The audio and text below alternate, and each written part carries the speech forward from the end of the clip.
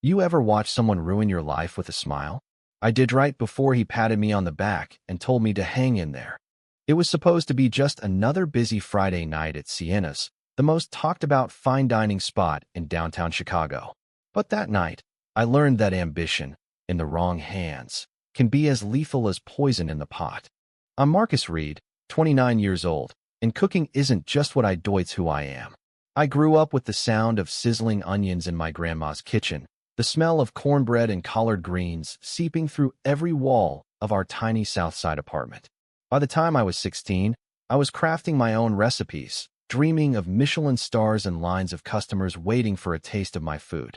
When I landed the sous chef position at Sienna's, I thought it was my big break. The place was sleek polished marble counters, open kitchen concept, soft golden lighting that made every dish look like art. Customers came dressed like they were stepping into a movie premiere. And at the center of it all was Patrick Vaughn, the restaurant's general manager. Patrick was tall, charismatic, and knew every regular by name. He also had a smile that could charm the pearls off an old-money socialite. But beneath that smile was something else, something sharp. The night it happened, we were fully booked. Every burner was going, the air thick with heat and steam, waiters weaving in and out like a choreographed dance. I was plating my signature blackened salmon with lemon butter drizzle when Patrick came storming into the kitchen. His smile was gone. "Marcus," he said, low and urgent, "we have a problem." I didn't have time for games. Every second mattered during service. "What's wrong?" I asked, sliding a plate toward the pass. "Table 12. VIP guests. They're claiming the shrimp scampi made them sick. Like, violently sick." My stomach tightened. Food safety was my religion. Every ingredient checked, every surface scrubbed. "That's impossible. We got the shrimp in fresh this morning. I cooked it myself." Patrick leaned in, lowering his voice even further. "Look, I'm just telling you what they're saying. And they're friends with the city health inspector." The kitchen noise seemed to fade into the background. "So what are you suggesting?" His eyes flicked toward the line cooks, then back to me. "I'm saying this could be really bad for all of us. But maybe, if we act fast, we can contain it." Something in his tone set off alarm bells. "Contain it how?" Patrick's voice dropped to almost a whisper. "We say it was you. You take the fall, admit you messed up, and we tell them you're suspended immediately. They leave, they feel satisfied, and the restaurant's reputation stays clean. You're a good guy, Marcus. I know you'll bounce back." I actually laughed, half in disbelief, half in anger. "You're kidding, right? You want me to confess to something I didn't do?" He gave me that smile again, the one that made people trust him without thinking twice. "It's just one night. A little white lie. You know how these things go." But I didn't know how these things go.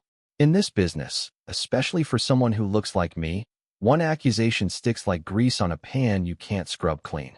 "I'm not taking the blame for your problem, Patrick," I said, my voice firm. His jaw tightened just enough for me to notice. "Then you're making a big mistake."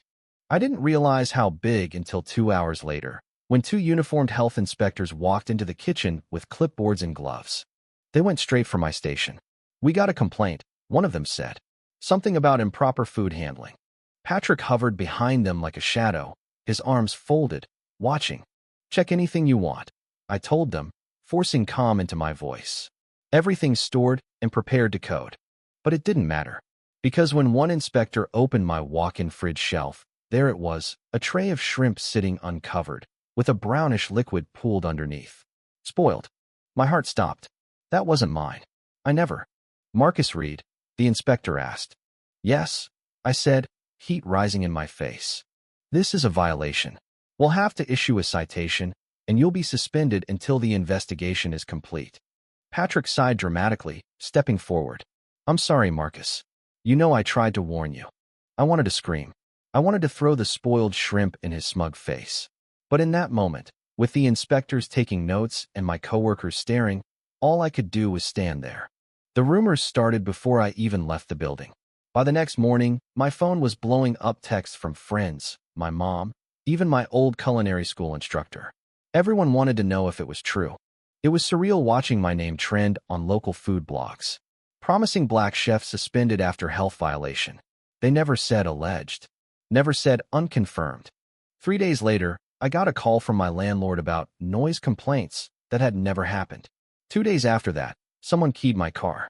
I started feeling eyes on me in the grocery store, in the gym. People I'd never met looked at me like I was guilty of something. But here's the thing about Lee's theory, like fire. And Patrick had no idea the spark he lit would burn straight back to him. It started with a DM from one of the line cooks, a guy named Tyler. He'd been there the night of the shrimp incident. "You didn't hear this from me," he wrote. "But I saw Patrick in the walk-in an hour before the inspectors came. Nobody else was in there." My pulse quickened. If I could prove that, I could clear my name. The problem was, Patrick was smart. He controlled the narrative, and everyone who worked under him knew that crossing him could mean losing their job. I needed hard evidence, something undeniable. That's when I remembered the camera. The small, dusty security camera mounted in the corner of the kitchen, the one everyone thought didn't work. If I could get that footage. Most people forgot about that camera. Patrick certainly had. But I knew from a late-night conversation with the dishwasher, Arturo, that it was still connected to the old security system the restaurant never fully decommissioned. The hard drive was kept in a locked cabinet in Patrick's office. I'd been suspended, but not banned from the premises yet. My key card still worked. That Tuesday night, just after closing, I waited in my car across the street from Sienna's. I knew the cleaning crew arrived at 11 p.m., and Patrick sometimes stuck around for after-hours drinks with the bartender. My plan was to get in before either of them showed up. The street was quiet, Chicago's winter air cutting through my coat as I crossed. My hands were sweating inside my gloves, which felt ridiculous given the freezing wind. Inside, the restaurant smelled faintly of rosemary and lemon from the day's prep. I moved quickly through the dark dining area, my footsteps muffled by the plush carpet, and slipped into the hallway that led to Patrick's office. The door was locked. Of course. I pulled out a paperclip, something I'd bent into shape earlier that day. I'm not a thief, but I grew up in a neighborhood where you learn certain survival tricks. After a minute of careful jiggling, the lock gave way. Inside, the office was a study in faux sophistication, mahogany desk, a single leather chair, and a framed photo of Patrick shaking hands with a local food critic.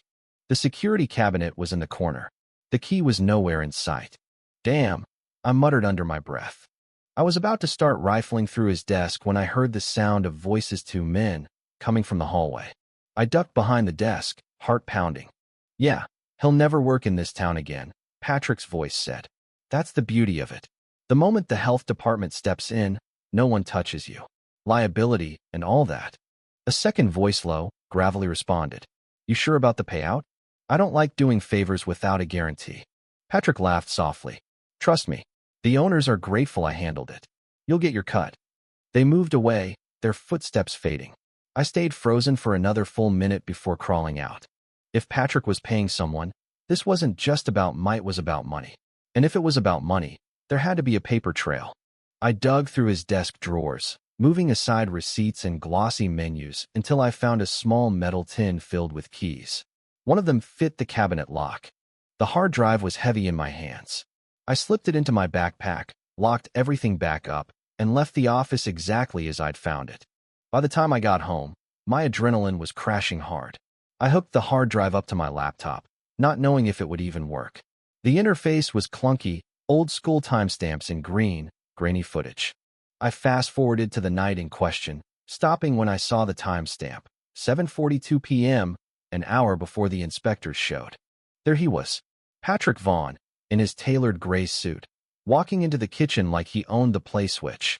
In his mind, he did. He looked around, then slipped into the walk-in fridge. The camera angle only caught the door, but the time code showed he was inside for over 2 minutes. When he came out, he was holding an empty stainless steel pan, kind we used for seafood storage. My chest tightened. I rewound, watching again, this time catching a subtle detail. Before Patrick entered the fridge, he pulled something from inside his jacket. It looked like a clear plastic bag. I didn't need the rest of the tape to know what he'd done. The next step was tricky. I couldn't just show up at the health department waving Foodageth. He'd want a full report, and Patrick would find a way to spin it before it went anywhere. I needed an ally who couldn't be bought. That's when I thought of Nina Morales, a local food journalist who ran a blog exposing shady restaurant practices. She'd once interviewed me for a feature on up-and-coming chefs of color in Chicago. She was blunt, relentless, and had a loyal following. I called her the next morning. "Nina, it's Marcus Reed." A pause. "The guy all over the headlines right now?" "Yeah." Look, I didn't do it. I have proof. Everyone says that, Marcus. I have it on tape. The manager framed me. That got her attention. Bring it to my office. Today. Her office was in a converted loft above a coffee shop. Exposed brick, stacks of food magazines, and the smell of espresso in the air. Nina was at her desk, typing furiously. She was small, sharp-eyed, and wore her hair in a tight bun. I set the hard drive on her desk. It's all there. She plugged it into her desktop, clicked through the files, and leaned forward as the footage played. When Patrick emerged from the fridge with the pan, she hit pause. Well, this is juicy. You believe me? I asked. She smirked. I believe the camera. But Marcus, this isn't just about clearing your name. This is a story about corruption and I'm gonna blow it up. I hesitated. I don't want collateral damage. The restaurant has good people. She waved her hand. We'll focus on him. Trust me. I know how to keep the owners out of it unless they were in on it.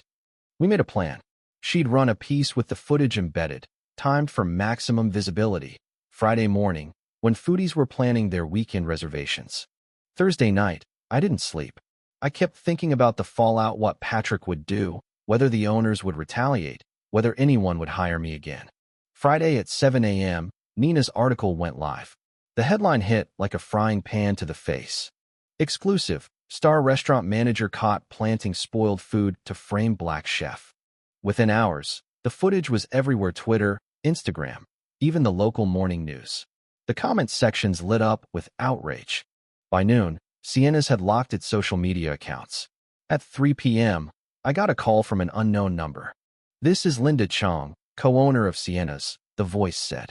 Marcus, I need to meet with you. Tonight. The meeting was at a quiet cafe 2 blocks from the restaurant. Linda was in her 50s, impeccably dressed, her expression unreadable. I saw the footage, she said, cutting straight to the point. Patrick is no longer with the company. I stared at her. Just like that. We value our reputation, she said. We can't afford scandals. I almost laughed. You mean scandals that get caught? Her gaze hardened. Be careful, Mr. Reed. I'm here to offer you reinstatement with back, pan, a public statement clearing your name. In exchange, you stop talking to the press. The offer hung in the air. My gut twisted. She was giving me my life back, but only if I helped bury the truth. I leaned back, crossing my arms. I'll think about it. Linda's lips thinned. You have until Monday. I walked out of that cafe feeling like I was standing at a crossroads.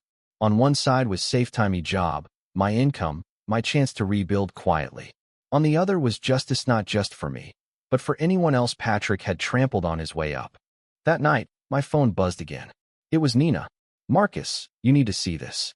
She sent me a file, financial records tied to Patrick's name. Multiple cash deposits, all made right after health inspections at other restaurants he'd managed over the past 5 years. He'd been running a shakedown scheme, planting evidence, and then offering to fix the problem for a price. This wasn't just my fight anymore. I told Nina everything about Linda's offer. She whistled. Classic damage control. But Marcus, if we can tie this pattern together, it could turn into a criminal case. Over the next 2 days, we dug deeper. Tyler, the line cook, finally agreed to go on record. Arturo, the dishwasher, confirmed seeing Patrick sneaking into the walk-in. A former waitress from another restaurant emailed us saying she'd quit after Patrick did something shady during an inspection. By Sunday night, Nina had enough for a follow-up article that made the first one look tame. And that's when the threat started. The first was a note slipped under my apartment door: stop or else. No signature. The second was more direct: someone following me in a black SUV as I drove to the grocery store. They didn't make a move, just kept their distance. I told Nina, but she brushed it off. Scare tactics. Means you're getting close. Monday morning came. Linda called again. So, Mr. Reed, have you made your decision? I took a deep breath. Yeah, I'm not signing anything. A pause. Then I hope you're ready for what comes next. Click. I sat there with the phone still in my hand, knowing I'd just chosen the harder road. But it was the right one. Because Patrick Vaughn thought he could ruin me and walk away. He had no idea that sometimes the people you try to destroy come back swinging harder than you can imagine. And I was just getting started. The thing about choosing the harder road is you start to realize just how many people are standing in the shadows, waiting to see if you'll make it or break. And the moment you keep walking, Some of them start to step out into the light. By Tuesday, I had more messages than I could keep up with former employees, rival chefs, even a couple of ex-inspectors. Everyone had a Patrick story. Some were small. Him losing someone's paycheck until they agreed to do an extra shift off the books. Others were huge. One woman swore he'd planted rat droppings in a bakery's storage room, then offered to connect the owner with the right people to make it disappear. This was bigger than a restaurant scandal. It was a pattern of extortion. Nina called me that night. "Marcus, you're going to want to sit down for this." I was already on my couch. "What did you find?" "Court filings. Civil suits that were dismissed before they saw trial. All connected to Patrick. In every case, the plaintiffs were small business owners, mostly immigrants or people of color. And every single one dropped the case within weeks." I rubbed my eyes. "Because they were scared. Or bought." "Exactly," Nina said. "And if we can show that pattern, we're not just talking about public opinion anymore. We're talking criminal charges." Her tone had that edge I'd come to recognize, half adrenaline, half determination. "I'm taking this to Detective Alvarez. She's worked white-collar crime for a decade, and she hates dirty restaurant politics." We met Alvarez the next morning at a dingy precinct office on the west side. She was in her 40s, hair cropped short, eyes sharp enough to slice through lies before you could tell them. She listened while Nina laid it all out: footage, witness statements, the financial trail. When it was my turn, I showed her the video from the kitchen camera. Alvarez didn't say much at first. "Then, you realize what you've got here could tank more than one person's career." "I'm not in this to tank careers," I said. "I just want the truth out and to make sure he can't do this to anyone else." She gave me a long look. "Good answer. But once this ball starts rolling, there's no going back. People like Vaughn, they fight dirty. And they've got friends." "I already know," I told her. "I've seen the SUV." That got a flicker of surprise out of her. "So they've started leaning on you. All the more reason to put this on the record." She took the drive with the footage, along with copies of the financial documents. "I'll be in touch." That night, my apartment felt too quiet. Every creak in the floorboards made me tense. I double-checked the locks twice, then sat at my kitchen table staring at my phone. Part of me wanted to call my mom, but I didn't want her worrying. She'd already texted me after the first article went viral. "Don't let them take your light, baby." I was still thinking about that when there was a knock on my door. 3 sharp raps. I froze. "Marcus," a voice said. "Mail." Not anyone I recognized. "Open up. We just want to talk." I didn't move. The voice came again, lower this time. "You don't want this to get messy." Every muscle in my body tightened. I moved quietly to the back door, slipped out, and went down the fire escape. From the alley, I could see a shadow through my front window, someone standing inside. My blood went cold. They'd picked the lock. I pulled out my phone and called 911. My voice was calm, but my hands were shaking. By the time the cops arrived, the apartment was empty. But they'd left something behind. A single shrimp, raw, sitting on my kitchen counter. Nina didn't even let me finish telling her before she said, "You're staying at my place." I protested. "I don't want to drag you into." "You already dragged me into it, Marcus," she said. "Now stop arguing and pack a bag." Her loft was warm and cluttered, walls lined with books and plants. The kind of place where you could almost forget you were being hunted by a man with too much charm and too little conscience. Almost. 2 days later, Alvarez called. "We've got enough to move," she said. "The DA's interested. But we need one more piece, proof of a payment or a deal in progress. Something we can catch him doing now." "How?" I asked. "Bait," Alvarez said simply. "We leak word that a new upscale restaurant in River North has a questionable supplier. The kind of rumor that would make a guy like Vaughn think there's an opportunity." Nina grinned. "And we make sure he knows I'm sniffing around. He'll come running to fix it just like always." I swallowed hard. "And then we record everything," Alvarez said. The setup took a week. Nina reached out to a friend who owned a newly opened place called Ember and Ash. The owner agreed to play along, letting it slip to the right people that they'd just gotten a big shipment of imported seafood without all the paperwork. Sure enough, 3 days later, Patrick Vaughn walked into Ember and Ash like he owned the place. I wasn't there in person, but I listened through a live feed from the hidden mic Alvarez had set up. Patrick's voice was smooth as butter. "I heard you might have a little situation. Lucky for you. I know some folks who can make problems disappear." The owner played their part perfectly. And what would that cost me? Let's just say a small show of appreciation. 20 grand, cash. You pay me, I make a call, the inspector's schedule changes, and poof, no more worries. Gotcha. 2 days later, Patrick Vaughn was in handcuffs.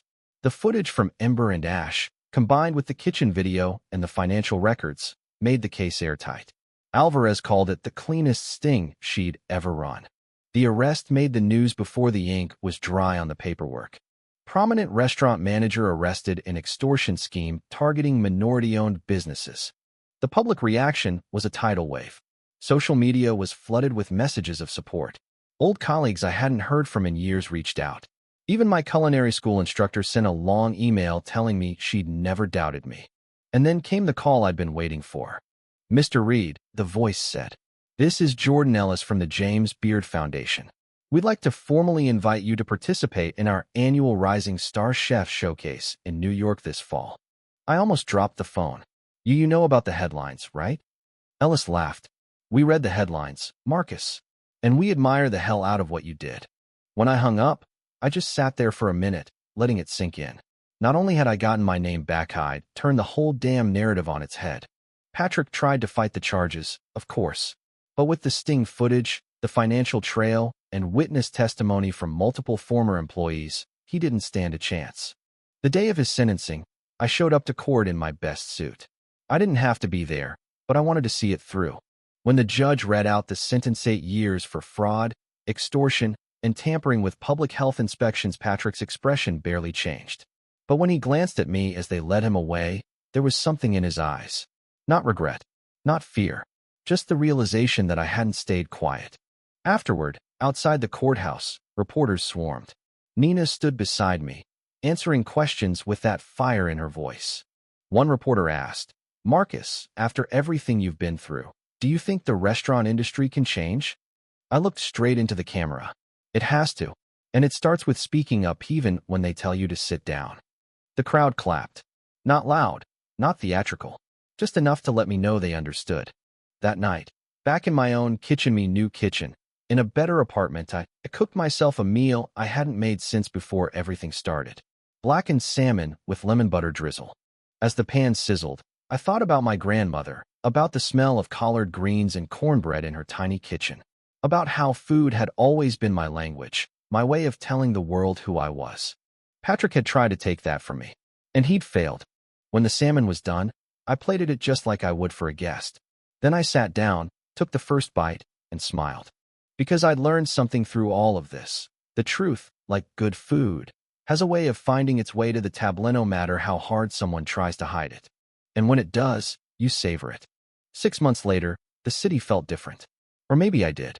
The fallout from Patrick's conviction rippled far beyond one courtroom. Several other managers and consultants got caught in the net, either flipping on him or going down alongside him. The Health Inspection Office went through a brutal internal audit that flushed out 2 corrupt officials. And a city councilwoman introduced new protections for whistleblowers in the restaurant industry. People started calling it the Vaughn effect. I didn't like the name. It still centered him, but I couldn't deny the changes were real. I was working in the kitchen at a pop-up event when a young man tapped me on the shoulder. "You're Marcus Reed, right?" he asked. He looked maybe 20, with nervous eyes and flour on his apron. "That's me," I said. "I just wanted to say thank you. I saw what you did.